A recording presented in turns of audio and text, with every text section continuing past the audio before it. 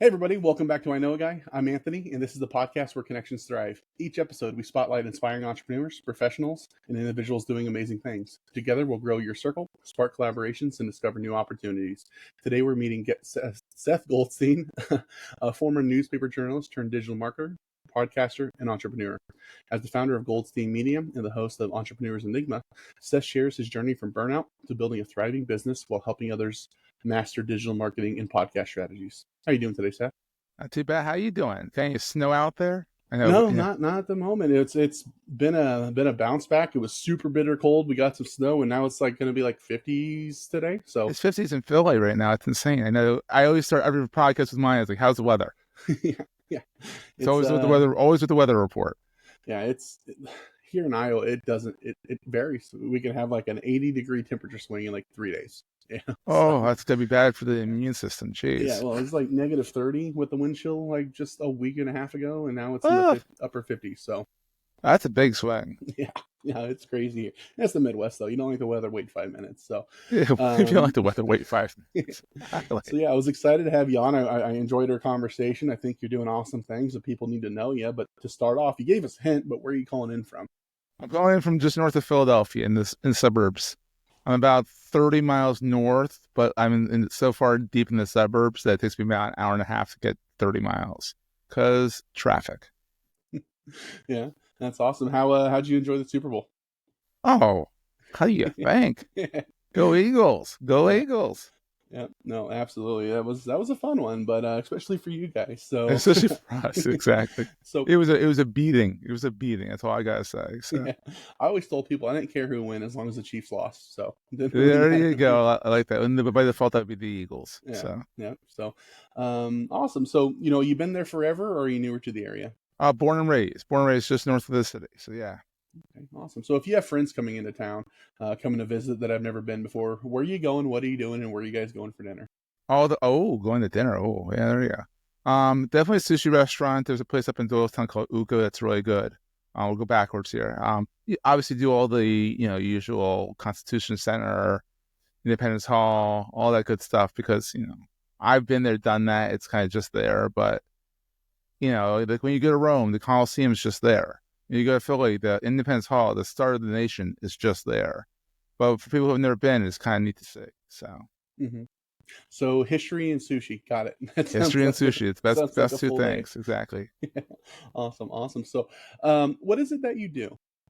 So that's a little question. No, I do digital marketing mainly. So we do websites, SEO, digital strategy, some social media implementation if needed. Otherwise, we hire that out to other people.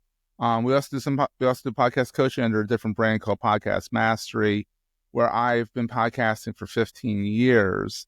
And so I've made all the mistakes in the book. I've made all the mistakes. I've started and stopped too soon. I've fizzled out. I've burned out on certain topics. And then I've also had podcasts like Entrepreneurs Enigma that have been going on for 260 episodes for 3 years. And are just going strong. I mean, I'm not quite as insane as you, who releases one every single day.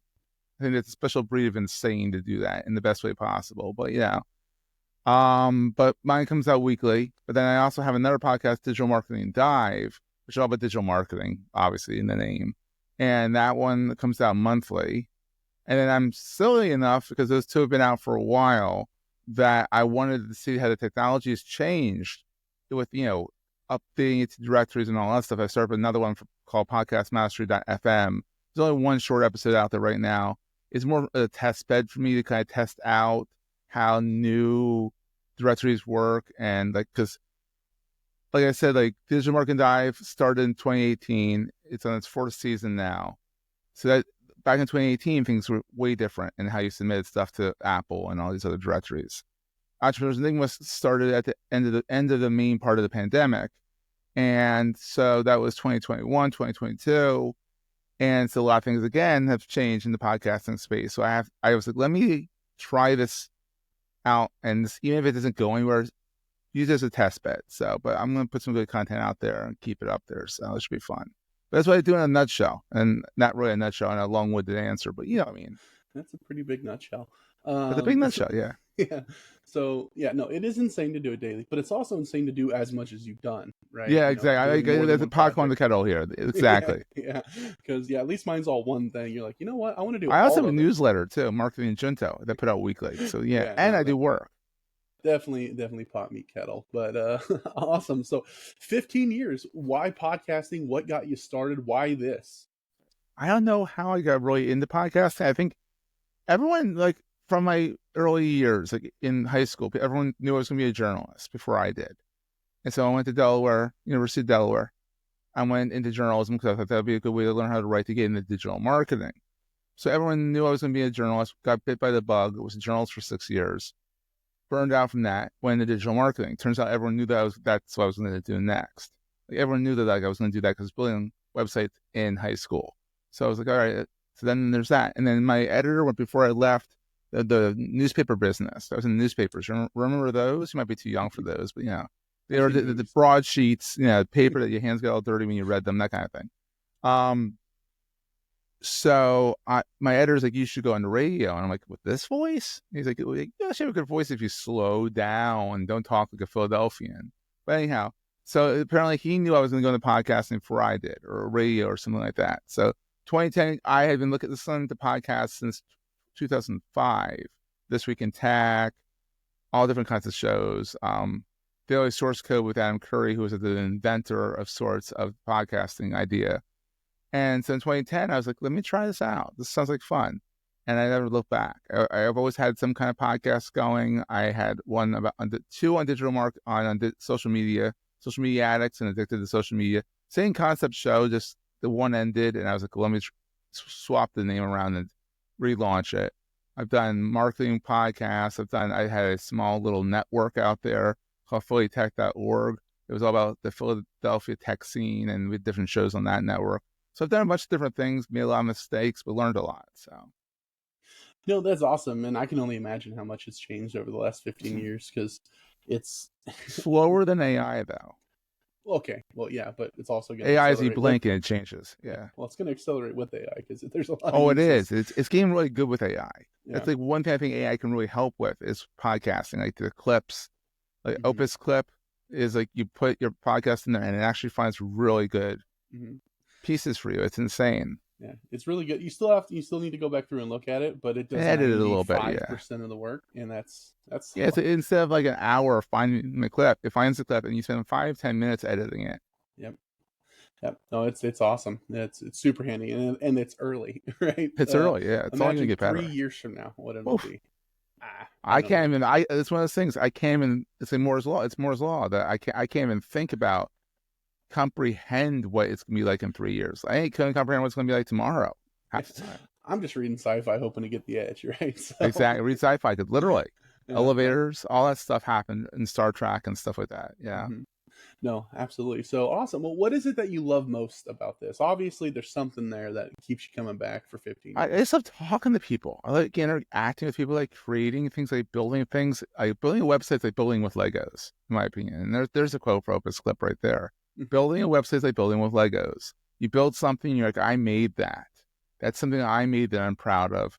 Then getting it found online through SEO and AI and all that stuff. It's like now people can see what I built. And then in digital marketing and social media, you're like, now I can talk about what I built and that kind of thing. So it's like, it's a creative journey. I'm very creative. I enjoy building. It's a dopamine hit for me. So I keep doing it. Yeah. No, you're right. Talking to people are interesting. If you just they let tend to them be. go, they'll take you places you want to know. And then, building, you're on your own there. I'm not the yeah, best but it's at still that safer than jumping off a bridge, in my opinion, for the dopamine hit. True. Bungee jumping versus building a website. I'll build a website before I jump off a bridge. Yeah, it's a slower burn. Slower burn, yeah. Awesome. So how about clients? What does your average client look like? What's the average avatar, or what are some pain points that somebody might be facing that if they're going through XYZ, you're the person that they should be talking to? They're usually small and mid-sized companies. I stay the heck away from enterprise because then it's designed by committee. Even some small mid-sized companies are designed by 2 or 3 people, and I'm like, too many people. I need one point person. But the thing that really helps, where I can help people, is these small and mid-sized companies that need a presence online, need to get found online, need to promote themselves, and need to kind of generate business through the online world because, especially we saw in COVID, the world shuts down, everyone goes online. I mean, my best year in business was honestly when COVID shut everything down because everyone's like, we need to get online. Seth. Yeah, I imagine it was good being ahead of that curve. Or Definitely. in that curve, exactly. I was majorly in that curve. I was like, what? Like, okay, I can keep up with it all. Mm-hmm. It's amazing. What about power partners? What are there other industries or professionals out there that you might be able to synergize pretty well with or find a lot of collaborations working with? You're good. Anyone who deals with businesses on a regular basis, accountants, financial advisors, plumbers, even. I mean, literally anyone can be a good referral partner to me if they deal with businesses. Like if they deal with like plumbers, like you have your water heater in your office breaks. Oh, your website sucks. Oh, you should go talk to Seth. I'll fix your water heater. Seth will fix your website. That kind of thing. Yeah, no, definitely. You don't want to try and cross those because Yeah, I'm not fixing anyone's water heater. Yes. You don't want me near your water heater if you want it to still work. And it's water, not water. Water heater. We'll agree to disagree there. My son would agree with you because my son always screams at me like, "It's water, Daddy." I'm like, no, it's water and it's figure. For figure, it's figure. Yeah, no, you're wrong. But anyway, moving on. So, what advice would you give a new or aspiring entrepreneur? Oh, this is a good one.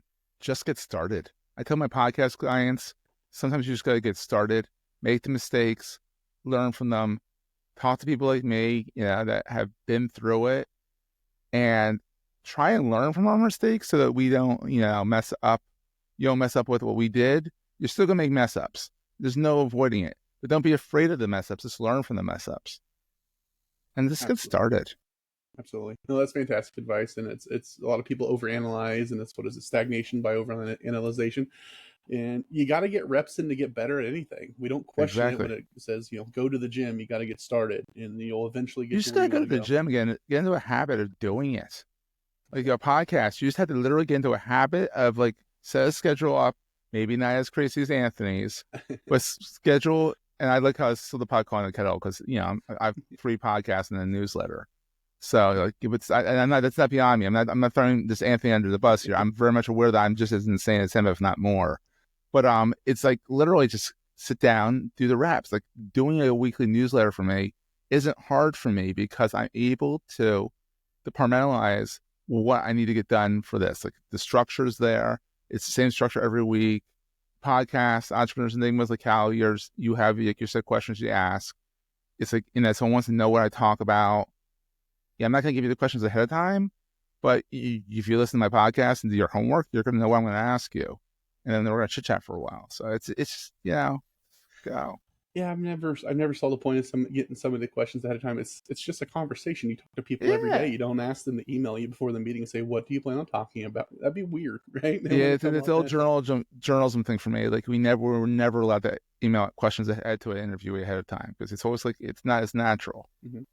Yeah, and that's what people want. You want authenticity. You don't want rehearsed. That's the fun part about a podcast is if you let somebody talk for long enough, they get through their rehearsed bit, and then you start to see kind of more of just them off the cuff, and that's the fun part because then they start saying things like oh, I've never said that to anybody before. Great, that's what I want to hear. I don't want to hear what your website said, the about section. I'll read that and then ask you questions off of that, but bingo, don't want it again. So. Awesome. So how can entrepreneurs use digital marketing to grow their businesses? Ooh, that's a good question too. Literally, it's pretty much the main way you need to grow your business nowadays. Everyone's online and you need to figure out how to do some terrestrial marketing. All right, let's start it this way. If you're a brick and mortar business, like a plumber or something like that, yeah, billboard's a good thing for you to have. Mailers are a good thing for you to have. But if you're a service-based business, a website, a digital presence, a LinkedIn profile, a LinkedIn page, using your digital presence to talk about what you do, share knowledge. Don't just be sell, but share your knowledge, share what you know, and people will come and say, hey, I'd like you to help me with this. And it works. It's not an overnight thing. It's a 10-year, that joke always says, it's a 10-year overnight success. Like it's just not. But if you put the reps in, things will start working out for you. No, you're right, and the reason that is because it takes a lot of time here. And then you watch a lot of the trajectories a lot of places take is slow, slow, slow. Then something happens. You don't Yeah. get to that something quickly unless you did a lot of the slow burn, right? It takes both. Takes both, yeah. So how can podcasting help business owners build their brand and connect with their audience? Man, you're on fire today. But podcasting it's in, I would say, third renaissance. First was 2005 to 2010, 2010 to about 2020, and now it's 2020 onward. Podcasting is like the next hot thing. People can use it to talk about their business, talk about what they know, share their knowledge, talk to other people like you're doing with me, having an interview podcast, which in the end, people are like, hey, I know a guy, pun completely intended. I'd say I got a guy who, and like, you do insurance, and you do all this other stuff and connecting and people and all that stuff. Because you have this podcast, you as a brand. Oh, I might not know somebody, but Anthony may know somebody. Let me tell, he knows a guy. So the pun is really good. I like that. He knows a guy. But that's the thing with podcasting is by putting yourself out there, you're building your brand up. And people are saying, oh, I've heard Seth talk a bunch of times. I'm going to go talk to him. And if he can't help me, he knows a guy. No, it makes perfect sense. It's a good way to borrow somebody else's audience to link your networks because, like you said, you don't want to work on the water heater, but you probably got a guy, right? That it's like, you know what, watch this episode, or you should talk to so and so, and the way that you linked it together, it's traditional, right? It's how it used to be. Everybody back in the day, they had the town square where that was the butcher, that was the banker, that was the realtor, and we all worked together that way. And we're doing it again. We're coming back to it, just digitally. Yeah. So awesome. I love it. How can entrepreneurs navigate burnout and find fulfillment in their journey? Self-care, like literally take a break, walk away from and I'm bad at this too. This is also like, me not preaching. I'm preaching to the choir here, but take a break, go for a walk the dog, go play in the snow, make a snow angel, like just step away from the computer. If you feel like you're burning out, take a break. If you need to take a few days off, if you're an entrepreneur, that's one of the beauties of being entrepreneurs. You set your schedule. A lot of people think, oh, entrepreneurs going to give you a lot of freedom. No, entrepreneurs burn out because they don't realize they need to set up freedom. They need to set up time to just unwind. Even if that's midday, they can do it because guess what? They're the boss. But self-care is the biggest thing to avoid burnout. Absolutely. And it's so easy to back burner because you only have so many hours in the day and you get hyper fixated on this thing and you go, I just need to do more of this thing. And the other stuff kind of starts to wither. You need to space it out a bit. And I've actually noticed something. I've noticed that like if you take a break, you come back with more ideas. Mm-hmm. You stop thinking on that one thing and you can kind of see the forest, through the tree. So it's makes perfect sense. So awesome. Well, we could go into all of these topics pretty deeply. You have 15 years of experience. There's a lot to it that a 15 to 30-minute interview doesn't necessarily touch. But overall, is there anything that I missed or failed to ask that you wanted to add? You're pretty thorough, dude. You're a very thorough podcaster. I mean, definitely check me out online and literally look for Seth M. Goldstein or Seth Goldstein. I'm everywhere. Okay. Seth Goldstein, you'll bump into a Carnegie Mellon professor, an angel investor, but if you do Seth M. Goldstein, I'm always up there. Awesome.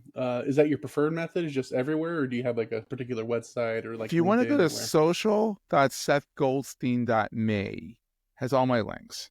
It's like my link tree, but I self-rolled it because I didn't want to pay for a link tree.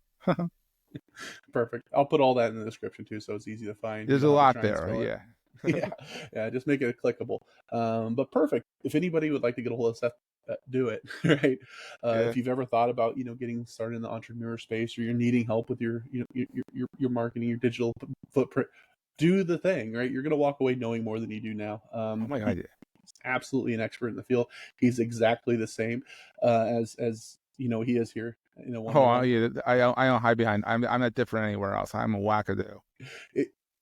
Yep, can't say it any better than that, wackadoo. So reach out and have that conversation. You're going to enjoy it. So other than that, if anybody would like to get a hold of me, you can find me at ikag.me. You can find more episodes, subscribe to our newsletter, and connect with our awesome community of growing, friends like Seth. If you or somebody would like to be interviewed, you can also fill out an application on the website. But Seth, I really appreciate you taking the time coming on here. Thank you for having me. really enjoyed all our conversations. I'm kind of excited to see where this goes because, like you said, with things like AI and the way Oh, that wow. podcasting is getting positioned, it's going to get bigger and bigger. So I'm excited to see what you do. But let's all go out. Let's have an awesome day and grow our circle. All right. Amen.